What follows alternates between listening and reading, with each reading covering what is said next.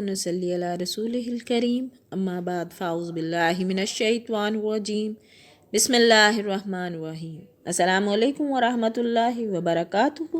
इस दुआ और उम्मीद के साथ कि आप जहाँ पर भी हों खैरियत से और हमेशा खुश रहें। Surah Al Imran, ayat number 190. Today we will learn the lesson in which Allah Almighty is telling us that the skies and the earth, all these are the sign for the wisdom wise people. इन सब में आसमान और ज़मीन की पैदाइश में और रात दिन के हेर फेर में यकीनन अक्लमंदों के लिए निशानियाँ हैं। Let's start.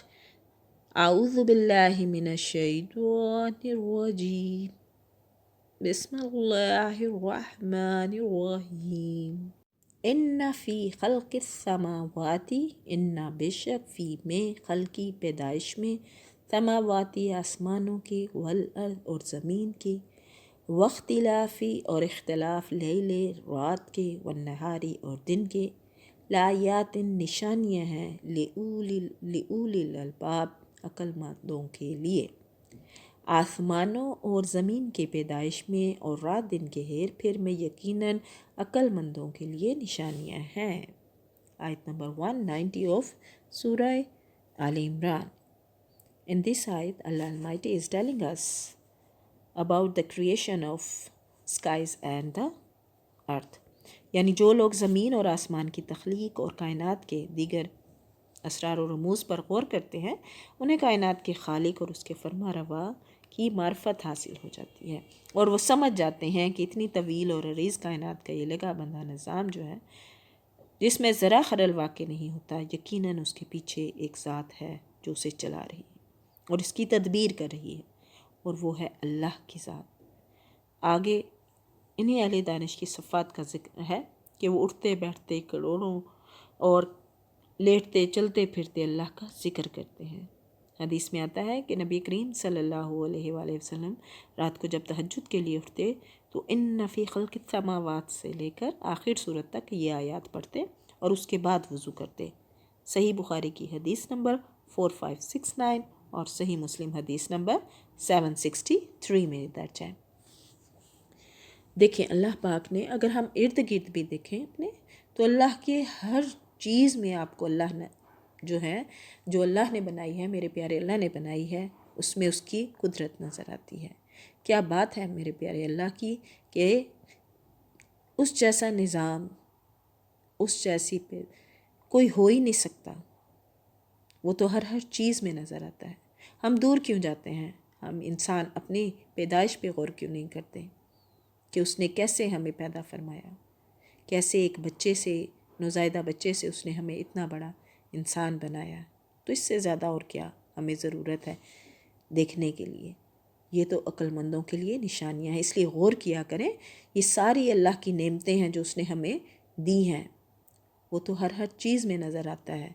बस हम ही कम अकल हैं, हम ही ऐसे लोग हैं कि हमें नज़र कुछ नहीं आता, हमें उसकी नेमतों की कदर नहीं है।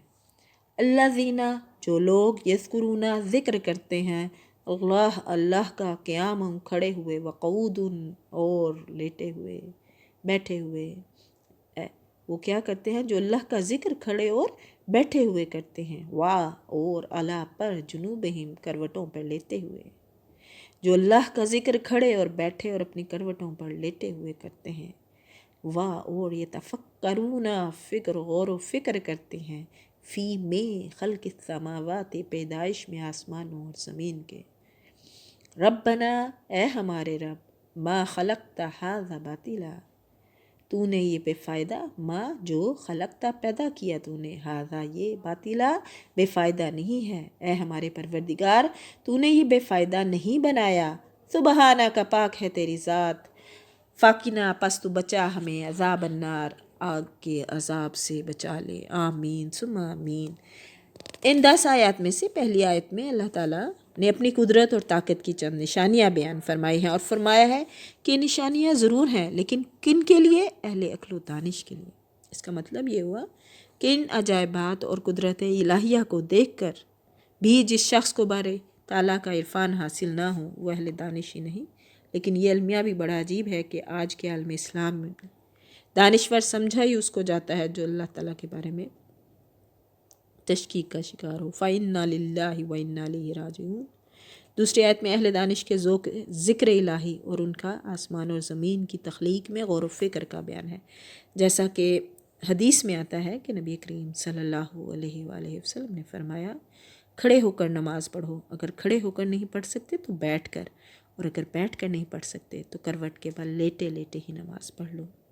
صحیح بخاری حدیث نمبر 1117۔ ایسے لوگ جو ہر وقت اللہ کو یاد کرتے اور رکھتے ہیں اور زمین اور آسمان کی پیدائش میں اور ہر طرف خالق کائنات کی عظمت و قدرت، اس کا علم و اختیار، اس کی رحمت کی صحیح معرفت انہیں حاصل ہوتی ہے، تو بے اختیار پکار اٹھتے ہیں کہ رب کائنات نے یہ کائنات یوں ہی بے مقصد پیدا نہیں فرمائی، بلکہ اس سے مقصد بندوں کا امتحان ہے۔ جو امتحان میں کامیاب ہو گیا اس کے لیے عبد یعنی جنت کی نعمتیں ہیں، اور جو ناکام ہو گیا اس کے لیے عذاب نار ہے، اس لیے وہ عذاب نار سے بچنے کی دعا بھی کرتے ہیں۔